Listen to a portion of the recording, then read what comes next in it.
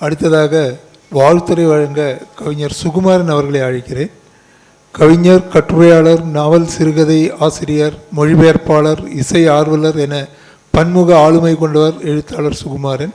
மீட்சி நிகழ் சிற்றிதழ்களுடன் நெருங்கிய தொடர்பு கொண்டவர். தற்போது காலச்சுவடு பத்திரிகையின் பொறுப்பாசிரியராக பணியாற்றுகிறார். சமீபத்தில் வழங்கப்பட்ட பபாசி விருது, கலைஞர் பொற்கிழி விருது உட்பட பல விருதுகளை வென்றுள்ளார். அவரை பேச அழைக்கிறேன்.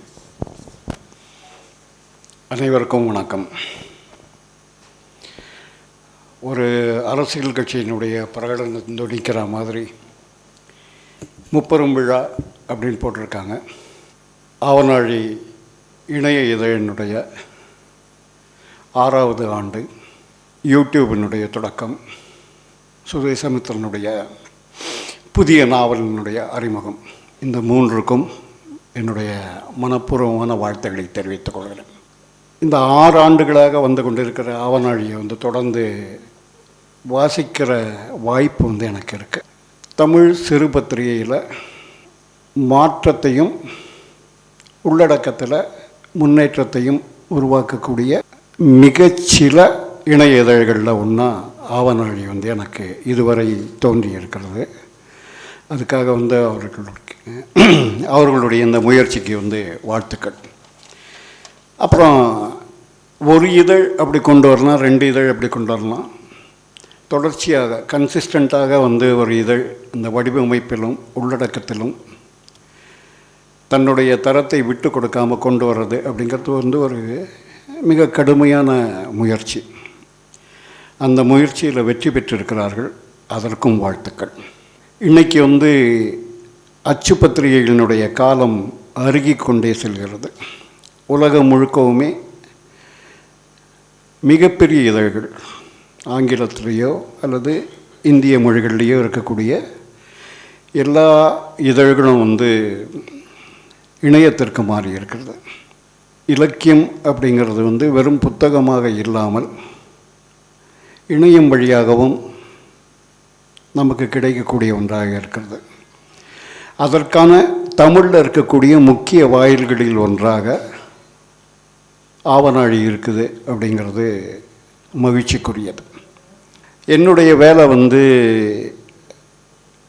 இந்த நாவலை பற்றி பேசுவது, வாழ்த்து தெரிவிப்பதுங்கிறது தான். 90களுக்கு பிறகு தமிழில் நாவல்களுக்கு வேறு ஒரு மாதிரியான அடையாளம் வர ஆரம்பித்தது. பொதுவாக நாம் இதுவரைக்கும் நாவல் அப்படின்னு நினச்சிட்டு இருக்கிறது அடிப்படையான 3 விஷயங்களை சார்ந்திருக்கு. ஒரு காலத்தை பற்றி சொல்லுவது, ஒரு இடத்தை பற்றி சொல்லுவது, ஒரு மனிதர்களை பற்றி சொல்லுவது. இது எல்லாத்தையும் சேர்த்து ஒன்று சொன்னால் எப்படி இருக்குமோ அதுதான் நான் லீனியர் என்று சொல்ல முடியும். 90களுக்கு பிறகு அந்த மாதிரியான நிறைய நாவல்கள் வந்திருக்கு. நண்பர் சொன்ன மாதிரி ஜே சில குறிப்புகள் நான் லீனியர் நாவல் கிடையாது. அதற்கு சரியான ஒரு கட்டமைப்பு இருக்குது, சரியான ஒரு மையம் இருக்குது. நான் லீனியர் நாவல் மையங்களை துறந்தது.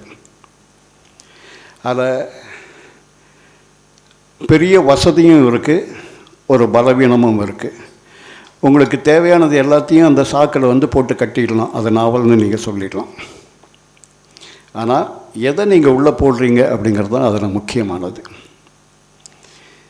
இது மையம் இல்லாததன் காரணமாக நீங்கள் சொல்லுகிற ஒவ்வொரு வார்த்தையும் கவனத்துக்குரியதாக மாறும். சரியாக சொல்கிறதுன்னா, இப்போ சமீப காலத்தில் வரக்கூடிய நாவல்கள் எல்லாமே அதிகமாக புற உலகை பற்றி பேசுவது இல்லை, தன்னுடைய உலகை தான் பேசுது. புற உலகத்தை தனக்குள்ளே கொண்டு வர்றதுக்கு பதிலாக தன்னுடைய உலகத்தை கொண்டு புறத்தில் வச்சு பேசக்கூடியது. நான் லீனியர் நாவலினுடைய அடிப்படையான விஷயம் அதுதான்.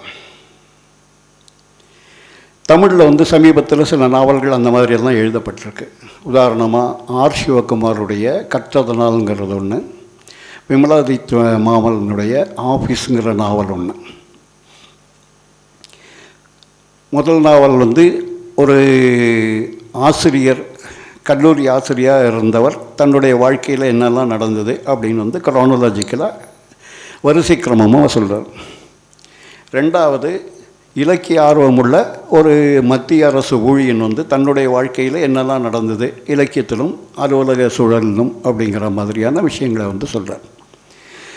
இது ரெண்டையுமே வந்து எனக்கு நான் லீனியர் நாவல் அப்படின்னு சொல்கிறதுல வந்து தயக்கம் இருக்குது. ஆனால் சுதேசமித்திரனுடைய நாவலில் வந்து அவர் எதை பற்றியும் சொல்லலை, ஆனால் எல்லாத்த பற்றியும் சொல்கிறார். அவர் வாசகனை பற்றி கவலைப்படலை, ஆனால் வாசகனை ஈர்க்கக்கூடிய வந்து ஒரு எழுத்தை வந்து வச்சுருக்கார். இந்த நாவலினுடைய 28ஆம் பக்கத்தில் ஒரு வாசகம் இருக்குது. உண்மையை உணர்வதில் ஊக்கம் அடைபவன் அப்படின்னு. இந்த நாவலினுடைய மையமான விஷயமே அதுதான். தான் நினைக்கிறது என்ன, தனக்கு நேர்ந்தது என்ன, தான் உணர்வது என்ன அப்படிங்கிற இந்த உண்மையை உணர்றது தான் இந்த நாவலினுடைய வேலை. அந்த உணர்தலை வந்து அவர் மிக சிறப்பாக செய்திருக்கிறார். அதற்காக வாழ்த்துக்கள். நேரத்தை அதிகம் எடுத்துக்கொள்ளாமல் விடைபெற்றுக் கொள்கிறேன். நன்றி, வணக்கம்.